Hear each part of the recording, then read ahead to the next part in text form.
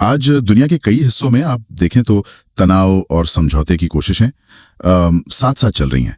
हमारे पास जो जानकारी है उसके आधार पर हम आज कुछ अहम वैश्विक घटनाओं को समझने की कोशिश करेंगे। जैसे भारत पाकिस्तान सीमा पर शांति, वो कितनी नाजुक है। क्या अमेरिका चीन व्यापार युद्ध वाकई थम रहा है? रूस यूक्रेन के बीच बातचीत की कितनी उम्मीद है? ब्रिटेन में क्या चल रहा है? गाजा में हालात वो कितने गंभीर हैं? और हाँ, कोर्ट में एआई का एक बिल्कुल अनोखा इस्तेमाल भी देखेंगे। बिल्कुल, हमारा इरादा सिर्फ खबरें दोहराना नहीं है, बल्कि इन घटनाओं के पीछे के जो मायने हैं, इनके आपसी कनेक्शंस और जो शायद पहली नजर में ना दिखे, उसे सामने लाना है। तो चलिए शुरू करते हैं। तो सबसे पहले भारत पाकिस्तान 4 दिन की झड़पों के बाद सीज फायर तो हुआ है। 48 घंटे से ज्यादा टिक भी गया है। हाँ, टिक गया है, पर लेकिन प्रधानमंत्री मोदी का बयान देखिए, वो साफ है, जवाबी कार्रवाई सिर्फ टाली गई है, खत्म नहीं हुई है। पाकिस्तान के हर कदम पर नजर है। सेना का भी यही कहना है कि उन्होंने 7 मई को सिर्फ आतंकी ठिकानों को निशाना बनाया था, पर पाकिस्तानी सेना के दखल ने उसने इसे सीधे टकराव में बदल दिया। सही कहा। और दूसरी तरफ पाकिस्तानी सेना भी कह रही है कि वो सीज फायर का पालन करेगी, लेकिन साथ में ये भी कि उल्लंघन हुआ तो भाई जवाब देंगे। हाँ, वो तो है। और इस बीच अमेरिकी राष्ट्रपति ट्रंप का दावा, वो थोड़ा चौंकाता है ना। उनका कहना है कि ये सीज फायर उनकी वजह से हुआ। हाँ, उन्होंने कहा कि परमाणु हथियारों का डर दिखाकर और व्यापार रोकने की धमकी देकर। अब इसमें कितनी सच्चाई है कहना मुश्किल है। बिल्कुल, पर ये एक बाहरी दखल का एंगल जरूर जोड़ता है इस पूरे मामले में। अच्छा, अब जरा व्यापार के मोर्चे पे चलें। अमेरिका और चीन के बीच यहाँ कुछ नरमी दिख रही है। हाँ, खबरें तो यही है। खबर है कि दोनों देश अगले 90 दिनों के लिए एक दूसरे के सामान पर वो जो बढ़े हुए टैरिफ थे उन्हें कम करने पर राजी हो गए। ये जिनेवा में जो बातचीत हुई उसका नतीजा है। आंकड़े देखें तो दोनों तरफ से टैरिफ में करीब 115% की कटौती की बात है। काफी बड़ी कटौती है ये। हाँ, 115% तो बहुत होता है। चीन ने इसे सकारात्मक तो कहा है, पर साथ ही ये भी जता दिया कि टैरिफ लगाने की शुरुआत तो अमेरिका ने की थी। अच्छा, अमेरिका असल में व्यापार संतुलन चाहता है, जो देखिए 90 दिन में हासिल करना शायद मुश्किल हो, लेकिन फिर भी ये कदम दुनिया की अर्थव्यवस्था के लिए एक राहत की सांस जरूर है, भले ही छोटी हो। ठीक है, तो एक तरफ व्यापार में राहत तो दूसरी तरफ रूस यूक्रेन संघर्ष, वहां बातचीत की राह अब भी थोड़ी मुश्किल दिख रही है। मुश्किल तो है। हालांकि यूक्रेन के राष्ट्रपति जेलेंस्की ने पुतिन के तुर्की में सीधी बातचीत के प्रस्ताव को मान जरूर लिया है। 15 मई को इस्तांबुल में मिलने की बात है। हाँ, बात तो है, लेकिन यहाँ एक पेंच है। पुतिन खुद आएंगे या नहीं, ये अभी साफ नहीं है। अच्छा, ये कंफर्म नहीं है। नहीं। और रूस ने हाल ही में यूरोप की वो जो बिना शर्त सीज फायर की मांग थी उसे ठुकरा दिया था। कीव पर हमले भी जारी थे उस समय। और दोनों की प्राथमिकताएं भी अलग अलग हैं। यूक्रेन कहता है पहले युद्ध विराम, रूस कहता है पहले बातचीत। 6 साल बाद ये पहली सीधी मुलाकात की संभावना बनी है। इसलिए गुरुवार को जो ये बैठक होनी है उससे किसी बड़े नतीजे की उम्मीद कम ही रखनी चाहिए। समझ गया। अच्छा, ब्रिटेन की बात करते हैं। यहाँ से 2 बड़ी खबरें हैं और पहली वाली तो वाकई गंभीर है। हाँ, मैंने भी पढ़ा इसके बारे में। सेना के ही कुछ पूर्व सदस्यों ने अपनी स्पेशल फोर्सेस SAS और SBS पर इराक और अफगानिस्तान में युद्ध अपराधों के आरोप लगाए। युद्ध अपराध? बाप रे। हाँ, और आरोप भी कैसे, निहत्थे, हथकड़ी लगे लोगों, यहाँ तक कि बच्चों की हत्याओं की बातें सामने आ रही हैं। ओह, ये तो बहुत ही ज्यादा गंभीर है। एक घटना हेलमंद की बताई जा रही है जहाँ सोते हुए 9 लोगों को मारने का आरोप है। हाँ, और एक और आरोप है कि घायल विरोधियों को इलाज देने की जगह मार दिया गया। एक पब्लिक इंक्वायरी तो चल रही है जो फिलहाल 2010-13 के अफगान मामलों पर ही केंद्रित है, पर BBC की रिपोर्ट कह रही है कि इराक में इससे पहले भी ऐसा हुआ है। अच्छा, मामला और पुराना हो सकता है। बिल्कुल, रक्षा मंत्रालय जांच में सहयोग की बात तो कह रहा है, लेकिन ये आरोप ब्रिटिश सेना की छवि पर एक बड़ा सवालिया निशान लगाते हैं। सही कहा। और इसी ब्रिटेन में दूसरी खबर, प्रधानमंत्री केयर स्टारमर अप्रवासन नियमों को सख्त करने की तैयारी में है। हाँ, ये भी एक अहम डेवलपमेंट है। वीजा के लिए अंग्रेजी टेस्ट, नागरिकता के लिए अब 10 साल का इंतजार, पहले 5 साल था, है ना? हाँ, पहले 5 साल था। और विदेशों से केयर वर्कर्स लाने पर भी रोक लगाने की बात है। तो मकसद साफ है, सीमा नियंत्रण और अप्रवासन कम करना। अब गाजा की तरफ देखें तो हालात बेहद चिंताजनक है, खासकर बच्चों में कुपोषण वो तेजी से बढ़ रहा है। हाँ, ये रिपोर्ट्स तो बहुत परेशान करने वाली हैं। रिपोर्ट्स के मुताबिक इजराइल ने 2 महीने से दवा और खाने की सप्लाई पर रोक लगाई हुई है। संयुक्त राष्ट्र का आरोप तो बहुत गंभीर है। वो कह रहे हैं कि इजराइल जानबूझकर भूख को हथियार बना रहा है। जानबूझकर भूख को हथियार बनाना? हाँ, कई कम्युनिटी किचन बंद होने वाले हैं और मदद का जो सामान है वो बॉर्डर पर अटका पड़ा है। वहीं दूसरी तरफ इजरायली अधिकारी इन आरोपों को वो खारिज करते हैं। उनका कहना है कि सहायता की कमी नहीं है, बल्कि हमास उसे लूट रहा है। और हमास इससे इनकार करता है। बिल्कुल। इजराइल की मांग वही है, पहले बंधक छोड़े जाएं और हमास हटे। यहाँ दोनों पक्षों के दावे एकदम उल्टे हैं और मानवीय संकट वो गहराता जा रहा है। बिल्कुल। और आखिर में एरिजोना से एक बिल्कुल ही अलग तरह की खबर। एक शख्स क्रिस पेकी, जिनकी 3 साल पहले मौत हो गई थी, उनकी गवाही कोर्ट में दर्ज हुई है। मौत के बाद गवाही कैसे? आर्टिफिशियल इंटेलिजेंस की मदद से उनका एक डिजिटल अवतार बनाया गया और उसके जरिए बयान दर्ज हुआ। कैसे अलग अलग मोर्चों पर यह खींचतान जारी है। कहीं नाजुक शांति है, कहीं व्यापारिक सुलह की कोशिश हो रही है, कहीं बातचीत की एक धुंधली सी उम्मीद है, तो कहीं गंभीर आरोप हैं और गहराता मानवीय संकट। हाँ, और ये सारी घटनाएं एक बात तो साफ करती हैं कि स्थितियां कितनी उलझी हुई हैं। और एक सोचने वाली बात ये भी है कि अक्सर जो आधिकारिक बयान होते हैं या मीडिया की सुर्खियां और जो जमीनी हकीकत होती है या लोगों के अपने अनुभव, उनके बीच कितना बड़ा फासला होता है ना? बिल्कुल सही कहा। यह फासला अक्सर बहुत बड़ा होता है। और भविष्य में एआई जैसी तकनीक, क्या वो इन सच्चाइयों को सामने लाने में मदद करेगी या शायद उन्हें और जटिल बना देगी? ये सवाल मुझे लगता है आज की चर्चा के बाद हमें सोचने के लिए छोड़ जाता।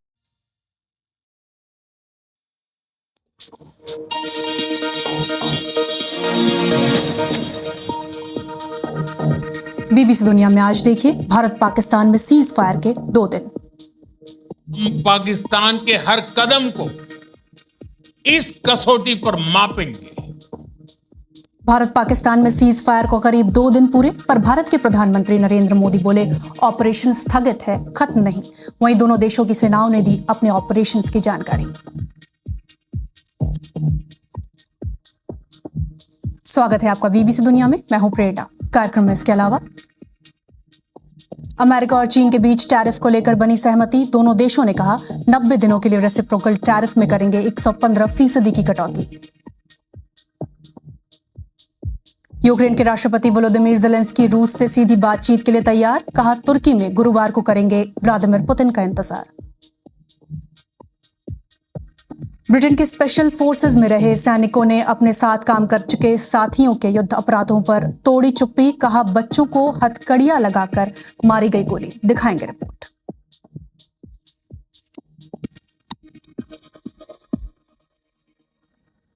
भारत और पाकिस्तान में 4 दिन तक चले संघर्ष के बाद सीज फायर हुए।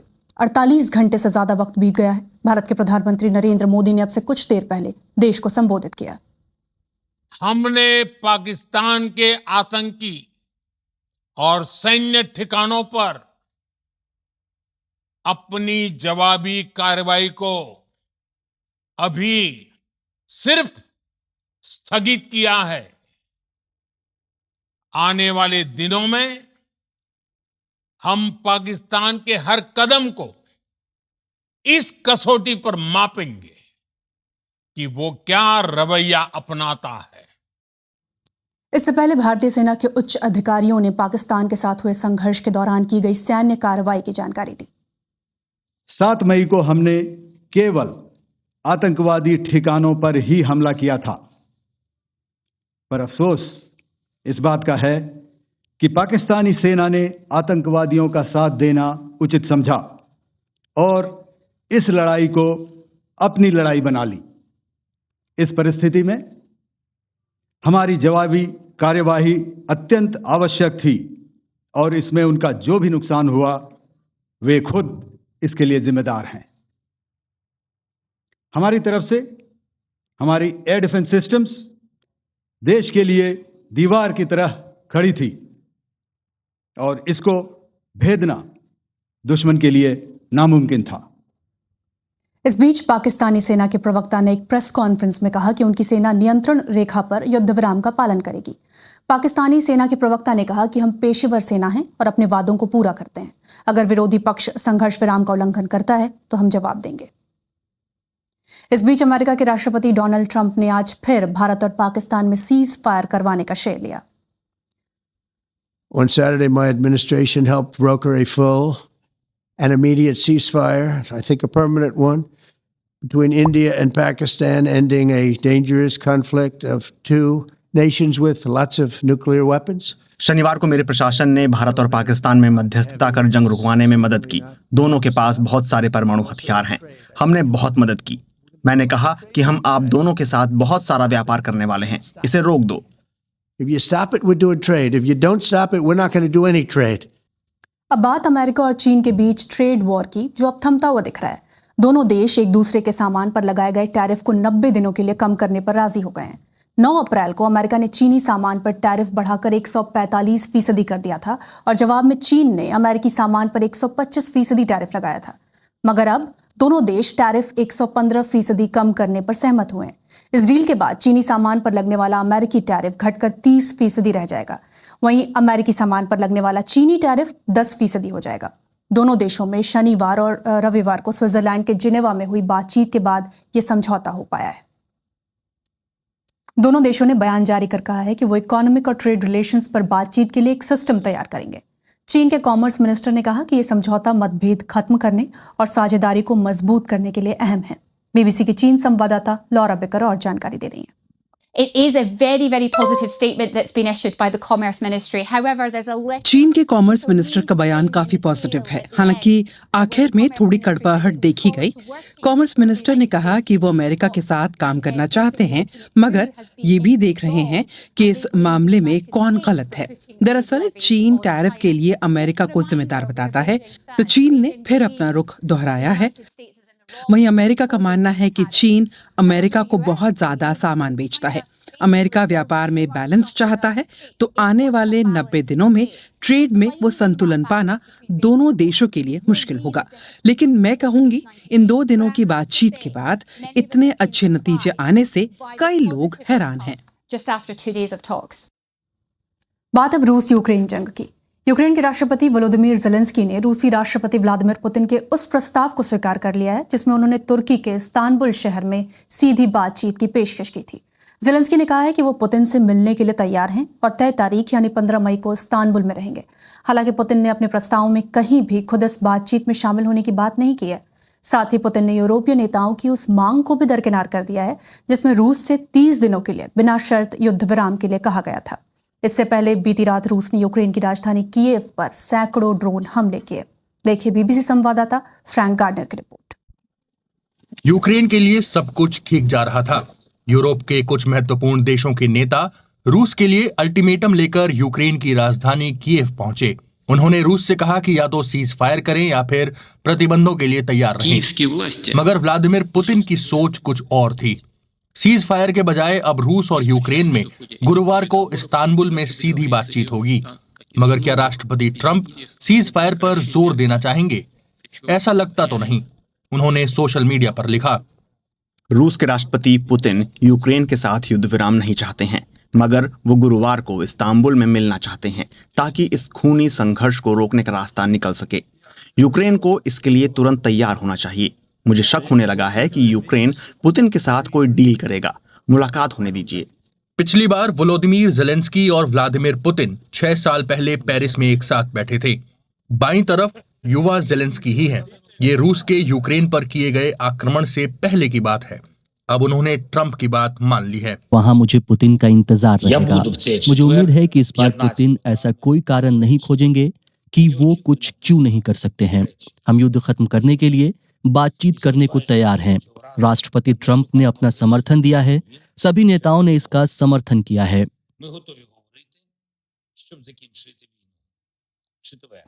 कीव में ये एक झलक है कि युद्ध विराम न होने का मतलब क्या है। ये हवाई हमले के सायरन की आवाज है जो बताती है कि युद्ध अभी खत्म नहीं हुआ है और ये जल्दी नहीं खत्म होने वाला है, क्योंकि दोनों पक्ष इस बात को लेकर राजी नहीं है कि ये किस तरह खत्म की जाए। यूक्रेन पहले युद्ध विराम चाहता है, रूस पहले बातचीत करना चाहता है। यही पुतिन चाहते थे और यही उनको मिला। दूसरे विश्व युद्ध में रूस को मिली जीत की एनिवर्सरी पर बीते शुक्रवार को मॉस्को में परेड हुई थी। ये मौका था बताने का कि वो चाहते हैं कि यूक्रेन से सेनाएं हटें और वो इतना कमजोर हो जाए कि अपनी रक्षा न कर पाएं। गुरुवार को इस्तांबुल में होने वाली बातचीत से कुछ ठोस निकलेगा, इसकी उम्मीद कम ही है। बीबीसी संवाददाता फ्रैंक गार्डनर की रिपोर्ट। ब्रिटेन के प्रधानमंत्री कीयर स्टारमर ने कहा है कि वो देश के इमिग्रेशन सिस्टम को मजबूत करने के लिए कड़े कदम उठाएंगे। नई योजना के मुताबिक वीजा लेकर आ रहे दूसरे देशों के लोगों को अब अंग्रेजी के टेस्ट देने होंगे। यहाँ आने के बाद उन्हें ब्रितानी नागरिकता लेने के लिए 10 साल इंतजार करना होगा। पहले यह मियाद 5 सालों की हुआ करती थी। बाहरी देशों से केयर वर्कर्स की भर्ती पर भी रोक लगेगी। इस योजना में फिलहाल अवैध आप्रवासन को रोकने को लेकर कोई कदम नहीं बताए गए।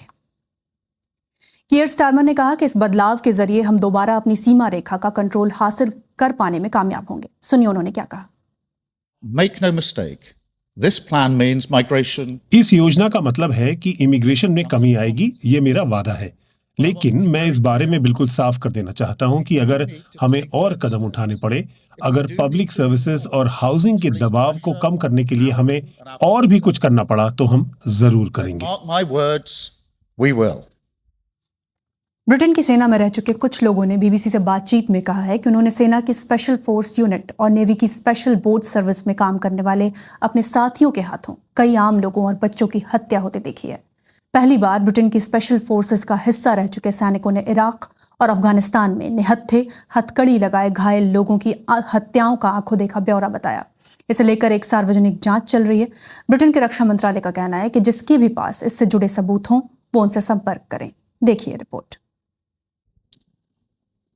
ब्रितानी स्पेशल फोर्सेस में काम कर चुके कुछ लोगों ने अपनी चुप्पी तोड़ी है। वो चाहते हैं कि उन्होंने जो कुछ देखा दुनिया को भी पता चले, लेकिन वो अपनी पहचान छिपाए रखना चाहते हैं। इसलिए हमने एक्टर्स के जरिए उनकी बात पहुंचाई है। Everyone knew what was going on. सबको पता था क्या चल रहा है। ये स्काउट कैंप नहीं है, लोगों की हत्या हुई थी। पैनोरमा कई साल से ब्रितानी स्पेशल फोर्सेस की जांच कर रहा है। हम हबीबुल्ला जैसे लोगों से मिलने अफगानिस्तान पहुंचे। ब्रितानी स्पेशल फोर्स यूनिट SAS एक तालिबान कमांडर को ढूंढते हुए हेलमंद में उनके घर तक आई और वहां मौजूद लोगों पर गोली चला दी।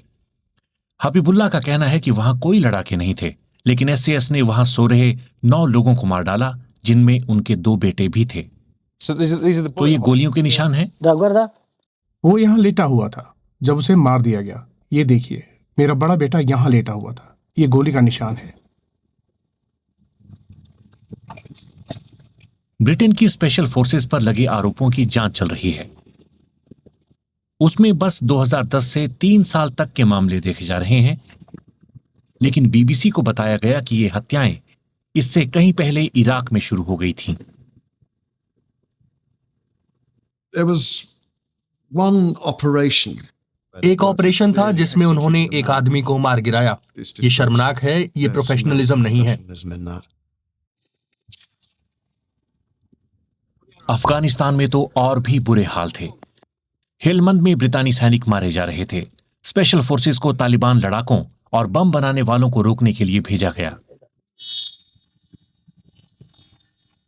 पब्लिक इंक्वायरी में सिर्फ SAS पर लगे आरोपों की पड़ताल हो रही है।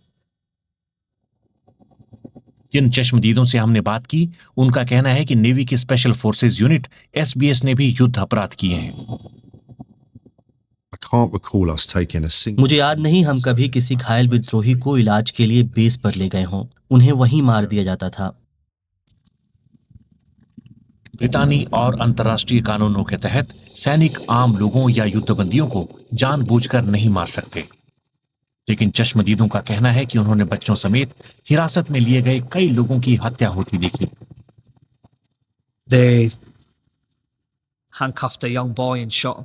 उन्होंने एक छोटे बच्चे को हथकड़ी लगाई और उसे मार दिया। वो बच्चा था, उसकी उम्र ऐसी नहीं थी कि वो लड़ सके।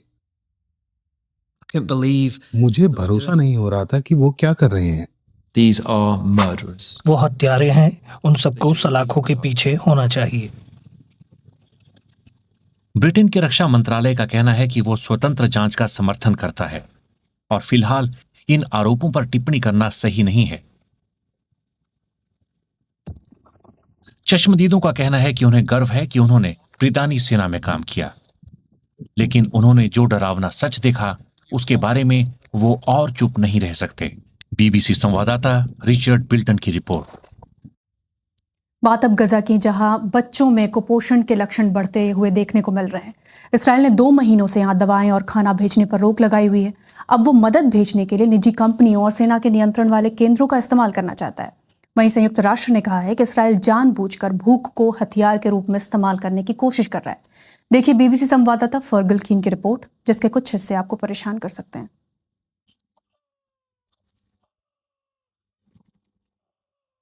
कभी कभी युद्ध में सबसे छोटी आवाज बड़ा असर छोड़ती है। सिवा रशूर केवल 5 महीने की हैं। उन्हें पोषण नहीं मिल पा रहा है। सिवा को जिंदा रहने के लिए खास फॉर्मूला मिल्क चाहिए जो खत्म होता जा रहा है। जब मैं इसके कपड़े बदलती हूँ तो देखती हूँ कि इसका शरीर बहुत बुरी हालत में है। वो एक कंकाल जैसी लगती है। जब कभी मैं उसको देखती हूँ तो रो पड़ती हूँ। मैं ये बर्दाश्त नहीं कर सकती कि वो कितनी दुबली है। सिवा जैसे बच्चे जो पहले से ही बहुत कमजोर हैं, उन पर खाने की कमी ने बड़ा खतरा पैदा कर दिया है।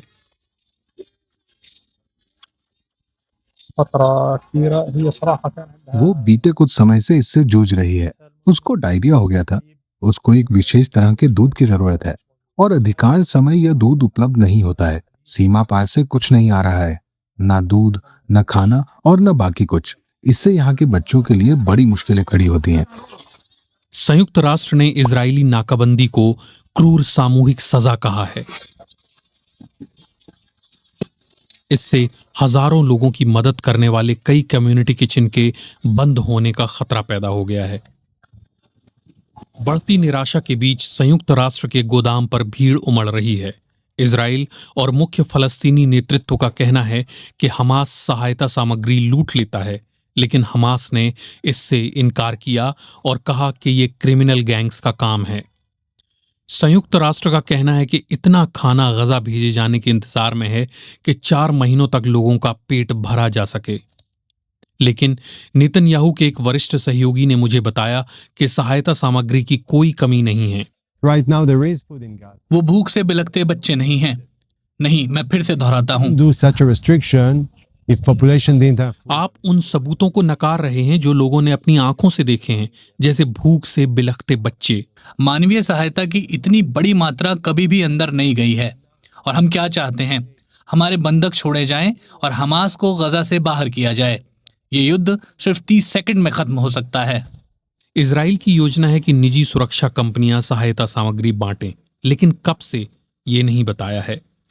मदद रुकी हुई है और जंग के दौरान पैदा हुए सिवा जैसे बच्चों को फिलहाल कोई राहत नहीं मिल रही है। बीबीसी संवाददाता फर्गल कीन की रिपोर्ट। और अमेरिका के एरिजोना के कोर्ट से आया है एक अनोखा मामला। I am a version of Chris Pelkey recreated through AI that uses my picture and my voice profile. दरअसल स्क्रीन पर नजर आ रहे ये शख्स क्रिस पेल्की हैं। क्रिस की 3 साल पहले एक रोड रेज के दौरान गोली लगने से मौत हो गई थी, लेकिन इसी महीने आर्टिफिशियल इंटेलिजेंस की मदद से उनकी आर्टिफिशियल वापसी कराई गई और उन्होंने जो बयान दिया था उसे उनकी वीडियो के जरिए कुछ इस तरह AI की मदद से कोर्ट में दर्ज करवाया गया।